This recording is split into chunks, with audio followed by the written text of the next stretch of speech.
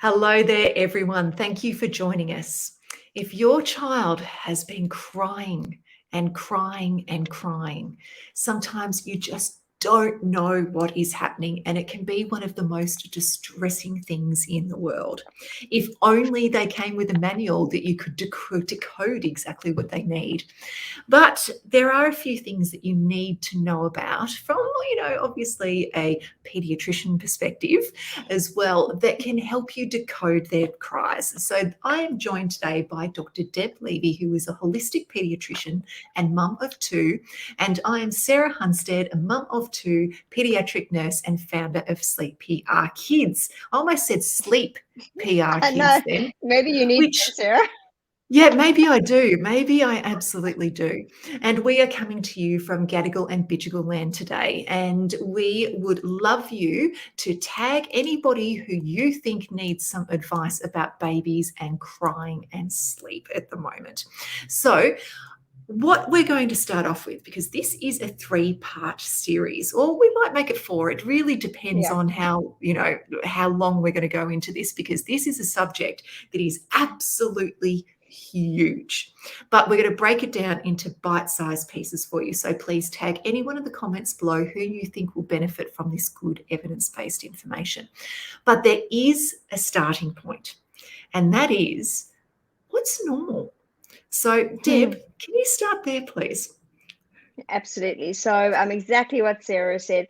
We're going to be talking all about crying in babies, and what you as parents should consider and what you can do at home.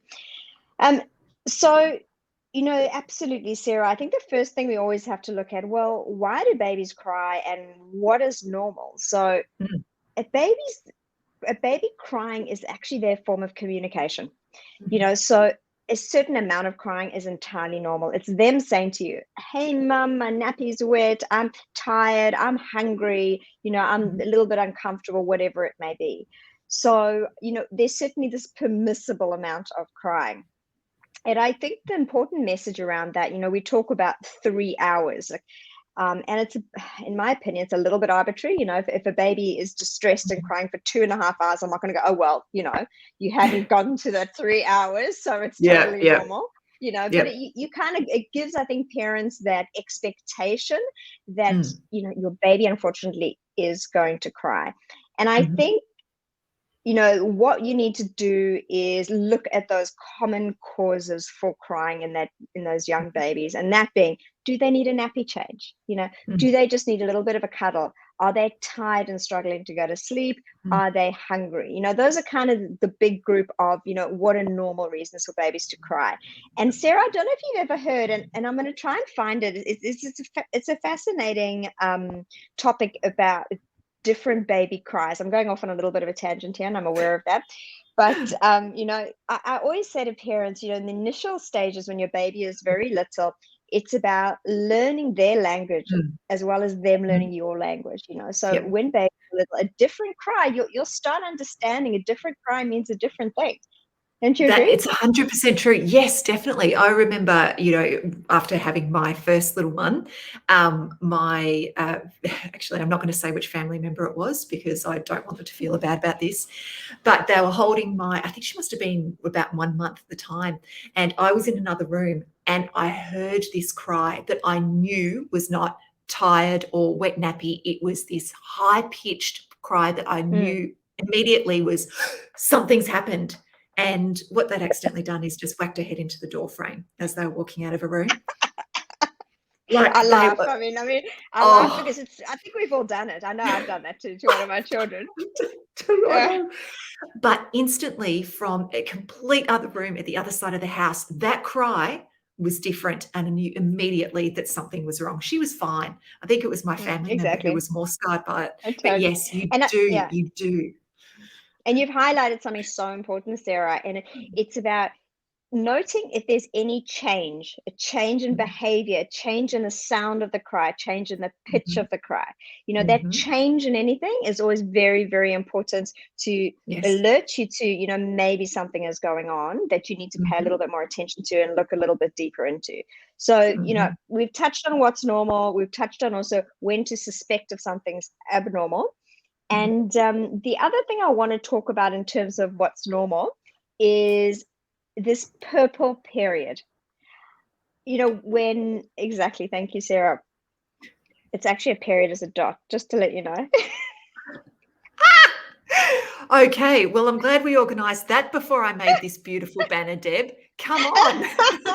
I've gone to the effort of making I banners. know.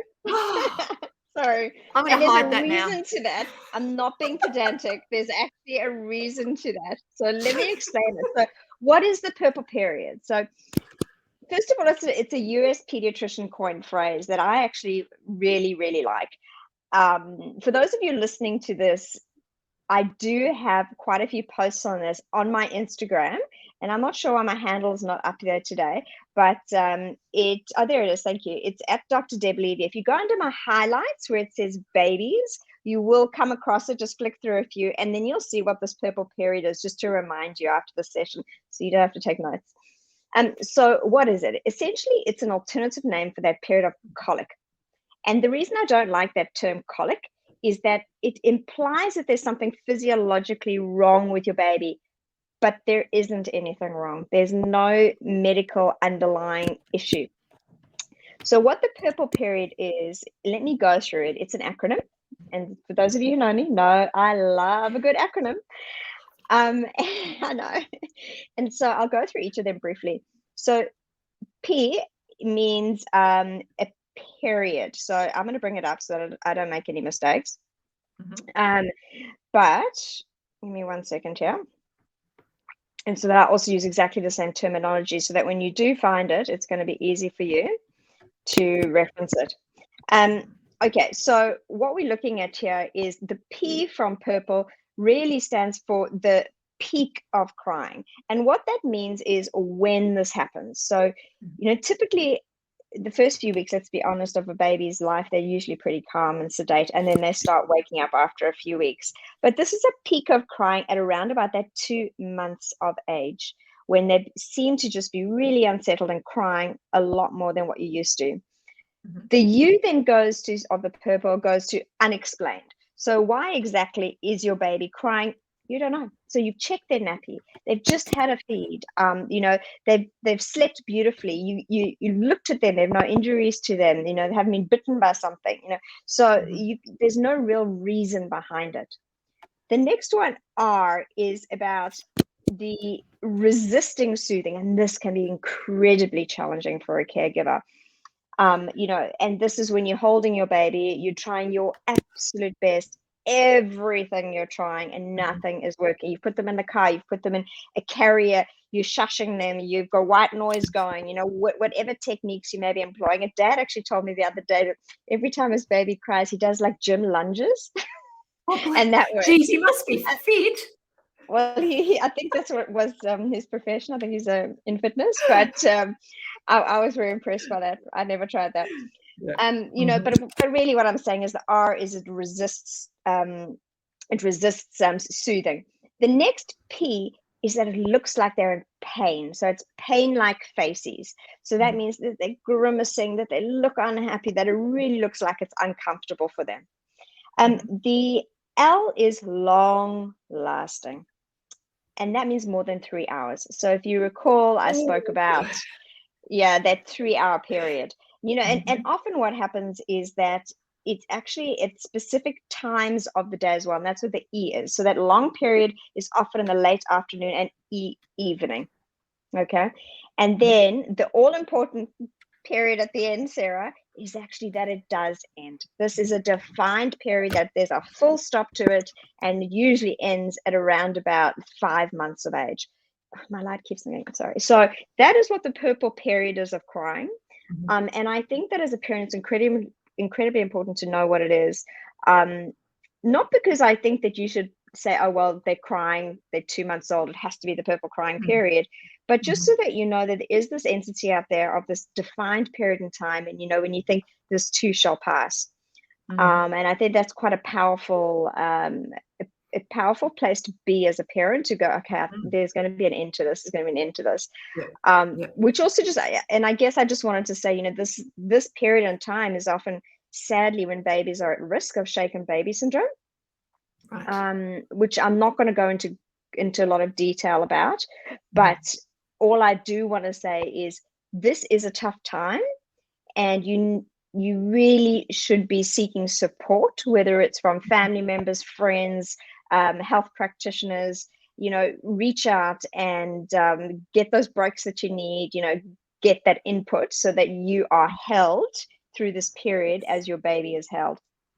Yep. No, I think that, Deb, that's a beautiful way of putting it. Actually, I haven't heard that before, that you are held as your baby is held. That's, yeah. Sorry, my words have just slipped away because that is an absolutely beautiful way of putting it. I love it. That's fantastic. So Mm. in summary, Deb, we've talked about, normal, crying periods and so on, the importance of being able to recognize, and, this does happen innately as well, that when the crying is different to what has normally happened in the past, and remembering, of course, at that age, you're getting to know your baby, that your Mm-hmm. baby is changing. But, that is one of those intrinsic things. When something is vastly different, you'll be alerted to that as well. And Deb has gone through the purple period, the purple full stop. Actually, I like that much better. Yeah, you see, now you know why I made Yep. you change it. Yep, I like it. The purple full stop. So the peak of Yeah. crying, when it's unexplained, that they resist the soothing, that they've got pain-like expressions on their face. It can be long lasting. It's mostly in the evening, but it does end. And so I think I'd love to just finish up with just one more little story, because let's face it, I love telling stories when we do this, and you're just full of the good evidence-based information. I just come along and tell stories, and I like it that way. Thank you very much. But just to highlight that difference again, I told the story before about when a family member whacked my daughter's head against a door frame, but that's okay. One thing that always stands out to me, and we tell this in the CPR kids classes, is when we teach about also recognition of the sick child, and this is something that we're going to be going into next week. So we really want you to tune into this. So this story kind of highlights what, some of the things that we're going to be going into. And that is, a friend of mine had her 4-month-old baby, first baby, and she was putting her baby down to sleep. And every time that she would lay her child down, and her child was a sleeper, did enjoy sleep, but was consistent with the routine, she cried. But she wasn't her normal cry. It was a high-pitched cry, she said, and it sounded she used the word weird. She couldn't articulate how it was different, apart from it was a bit more high-pitched, but it wouldn't stop, and it was a weird sound in comparison to her normal cries. She kept trying to put her down. Every time she put her down, it was not right. She tried to feed her. She wouldn't feed. She just had this really odd cry, and she said it was like she was just, like she described it as like this, Mm. and that wasn't normal. Mm. Took her to the hospital because she knew something was wrong. It turned out that her child actually had meningitis. But the first thing that she noticed was her cry was different, and she wouldn't settle. And so that's where that tuning in and knowing what's different to what they normally do is really, really important. We're going to go much more into that next week. So, do we have any questions about the purple period at all, or anything that Deb has been talking about today? Now is the time to answer them. So please pop them in the comments below.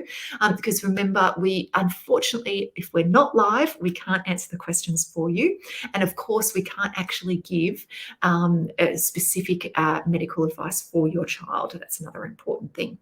But we will be continuing on about the crying baby over the next week or two. So please remember, do submit your questions to us, because that's why we're here. We're here to answer them for you.